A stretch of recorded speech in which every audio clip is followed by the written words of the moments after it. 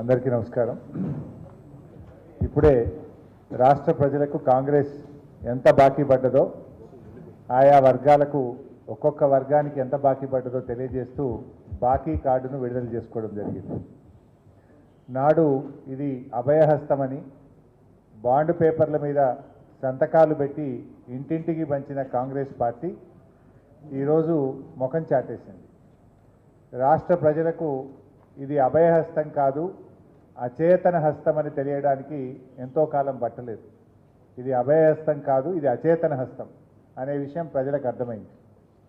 ఆ రోజేమో పోటీలు పడి గాంధీల మాట ఇదని గాంధీ టోపీలు పెట్టి సంతకాలు పెట్టి గ్యారంటీ కార్డులను ఇంటింటికి పంచి ఓట్లు వేసుకొని అధికారంలోకి వచ్చారు. కానీ ఈ గ్యారంటీ కార్డు ఇలా గ్యాసిప్ కార్డు అయిపోయింది. అంతా మోసం, అంతా దగా కార్డుగా తెలిపోయింది. ఆ రోజు అధికారంలోకి వచ్చిన మొదటి క్యాబినెట్లోనే మేము తీర్మానం చేస్తాము, మొదటి శాసనసభలో చట్టబద్ధత తెస్తాము, 100 రోజుల్లో అమలు చేస్తామని హామీలు ఇచ్చారు. నమ్మబలికారు. ఇది సోనియా గాంధీ మాట అన్నారు, ఇది రాహుల్ గాంధీ మాట అన్నారు. రేవంత్ రెడ్డి చెప్తే నమ్మతారో నమ్మరో అని గాంధీల మాటగా ప్రచారం చేశారు. 100 రోజులు కాదు, ఇలా 700 రోజులైనా కూడా అమలుకు నోచుకోలేదు. ఆ గాంధీలేమో ఇలా హైదరాబాద్కు రావకుండా ముఖం చాటేసింది. ప్రజలు ఎక్కడ నిలదీస్తారో, ప్రజలు ప్రశ్నిస్తారని ఆ గాంధీలు ఇలా హైదరాబాద్కి వస్తలేరు, ముఖం చాటేసినటువంటి పరిస్థితి. ఇలా రివ్యూ చేయాల్సిన బాధ్యత లేదా?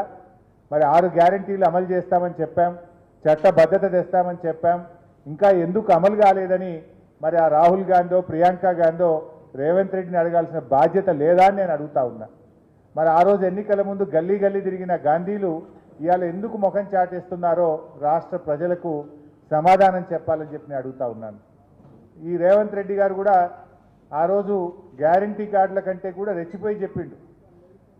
అవ్వకిస్తాం, కోడలికి ఇస్తామన్నాడు, ఇద్దరికీ పెన్షన్ ఇస్తామన్నారు, రైతుకి ఇస్తాం, కౌలు రైతుకు ఇస్తాం, ఇద్దరికీ ఇస్తామన్నాడు.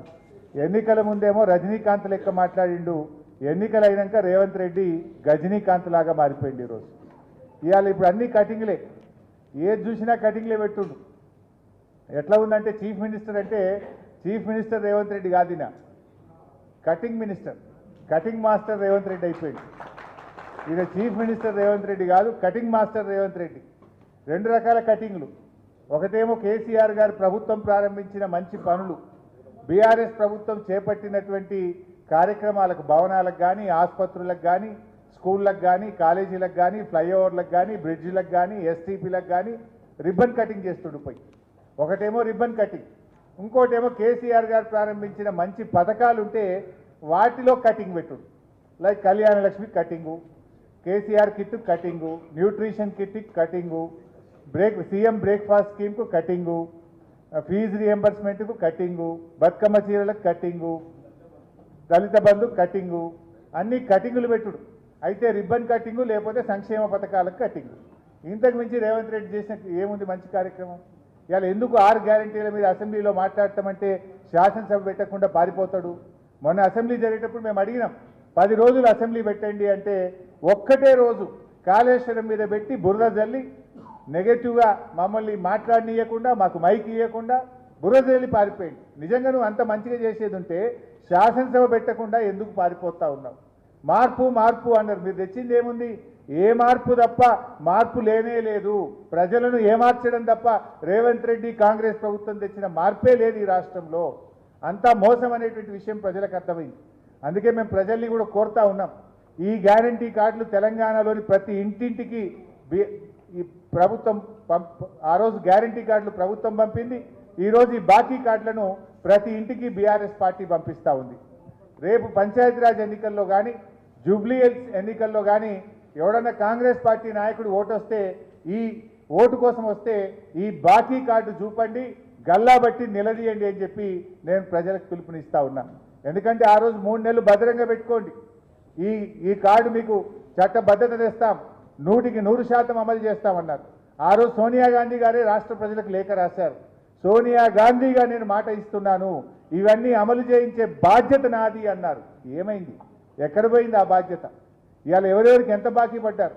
ఇవాళ ప్రభుత్వ ఉద్యోగులకు మోసం చేశారు, 5 డిఏలు పెండింగు, పిఆర్సీ గురించి మాట్లాడే పరిస్థితి లేదు. ఇవాళ ఆటో కార్మికులకు 12,000 ఇస్తామన్నారు, పొట్టగొట్టారు, వాళ్ళను రోడ్డు మీదకి తెచ్చిన పరిస్థితి ఉంది. ఇందిరమ్మ ఆత్మీయ భరోసా అని వ్యవసాయ కూలీలకు ఇందిరమ్మ పేరు పెట్టిన ఆత్మీయ భరోసాకు కూడా ఇవాళ కటింగే పెట్టిండ్రు. మండలానికి ఒక ఊరికి ఇచ్చిండ్రు, మళ్ళీ అది కూడా బంద్ చేసిండ్రు. ఆ ఒక్క ఊరు కూడా రెండో కిస్తీ ఇయ్యలేదు. మిగతా గ్రామాలకు మిగతా కూలీలకు ₹1 ఇయ్యలే. ఇందిరమ్మ ఆత్మకు శోభిస్తుంది. ఇందిరమ్మ పేరు పెట్టిన ఇందిరమ్మ ఆత్మీయ భరోసాకు కూడా కటింగ్ పెట్టిండ్రు. వ్యవసాయ కూలీలను కూడా మీరు మోసం చేసినటువంటి పరిస్థితి. మీరు మోసం చేయండి ఎవరిని? రైతులకు మోసం, మహిళలకు మోసం, విద్యార్థులకు మోసం, నిరుద్యోగులకు మోసం, ఆటో కార్మికులకు మోసం, ప్రతి వర్గాన్ని కూడా ఈరోజు కాంగ్రెస్ పార్టీ మోసం చేసింది. ఈ కాంగ్రెస్ మోసాల మీద, కాంగ్రెస్ మీద ఒత్తిడి పెంచి రైతులకు, రాష్ట్ర ప్రజలకు రావాల్సినటువంటి బాకీని ఈ ప్రభుత్వం మీద ఒత్తిడి పెంచి ప్రజలకు అందే విధంగా చూడడమే ప్రధాన ప్రతిపక్షంగా మా బాధ్యత. ఈ ప్రభుత్వం మీద ఒత్తిడి పెట్టాలి. రైతులకు రావాల్సిన డబ్బు, నిరుద్యోగులకు రావాల్సిన ఉద్యోగాలు, మహిళలకు రావాల్సిన తులం బంగారం, మహాలక్ష్మి 2,500 ఇవన్నీ ఆయా వర్గాలకు అందే విధంగా ప్రధాన ప్రతిపక్షంగా ప్రభుత్వం మీద ఒత్తిడి తెచ్చే కార్యక్రమం చేయబోతా ఉన్నాం. ఇవాళ ఈ బాకీ కార్డు విడుదల ఆయా వర్గాలకు కాంగ్రెస్ ఇచ్చిన హామీలు అమలు జరగాలని, కాంగ్రెస్ మెడలు వంచి ఆయా వర్గాలకు రావాల్సిన డబ్బులు ఇప్పియడం కోసం బీఆర్ఎస్ పార్టీ ఈ యొక్క ఉద్యమాన్ని, ఈ బాకీ కార్డు ఉద్యమాన్ని చేపడతా ఉన్నాం. ఈ కార్డు ప్రతి ఇంటికి పంపుతాం. ప్రతి ఇంట్లో కూడా వారికి అర్థమయ్యేటట్టుగా బీఆర్ఎస్ కార్యకర్తలు వివరిస్తారు. దీంతో రేపు కాంగ్రెస్ నాయకుడు పంచాయతీ ఎన్నికల్లో, జూబ్లీహిల్స్ ఎన్నికల్లో వస్తే ప్రజలే మిమ్మల్ని నిలదీస్తారు. గల్లాబట్టి కాంగ్రెస్ నాయకులను అడగాలని, ఇవన్నీ ఇచ్చిన తర్వాతనే కాంగ్రెస్ పార్టీ గల్లీలోకి రావాలని చెప్పి ప్రజలు నిలదీసే రోజులు దగ్గరలో ఉన్నాయి. ఎంతకాలం పోలీసులు పెట్టుకొని చేయలేవు, అక్రమ కేసులు పెట్టి బెదిరిస్తూ ప్రభుత్వాన్ని నడపలేవు. ఇవాళ ప్రజలు ఏ రకంగా తిరగబడుతున్నారో మనం మొన్న బంగ్లాదేశ్లో చూసినాం, నేపాల్లో చూసినాం, శ్రీలంకలో చూసినాం. రేవంత్ రెడ్డి ప్రభుత్వానికి కూడా కాలం దగ్గర పడ్డది. ప్రజలు నిలదీసి తిరగబడే రోజులు దగ్గరలో ఉన్నాయి. ఇవాళ ప్రధాన ప్రతిపక్షంగా ప్రజల పక్షాన ప్రశ్నించడం మా బాధ్యత. మేమేం గొంతమ్మ కోరికలో కొత్త కోరికలు అడుగుతలేం. ఆనాడు బాండ్ పేపర్ మీద ఒకవైపు బట్టి విక్రమార్క, ఒకవైపు రేవంత్ రెడ్డి, మీరిద్దరే సంతకాలు పెట్టి ఇది మా గ్యారంటీ అని కార్డులు పంచారు. గాంధీలు వచ్చి ఇక్కడ ఉపన్యాసాలు ఇచ్చారు. మీరు సంతకాలు పెట్టిన బాండ్ పేపర్ మీద చేసిన దాన్ని 100 రోజుల్లో అమలు చేస్తామన్న దాన్ని ఎప్పుడు అమలు చేస్తారని ప్రధాన ప్రతిపక్షంగా ఈరోజు బీఆర్ఎస్ పార్టీ ప్రశ్నిస్తూ ఉంది. దీనికి మీరు సమాధానం చెప్పాలి. ఇవాళ మీరు ఆ రోజేమో మాకు చాలా అనుభవం ఉంది, డబ్బులు సమీకరిస్తాం, ఎలా సంపాదించాలో, ఎలా ప్రజలకు ఇవ్వాలో మాకు తెలుసని నమ్మబలికారు.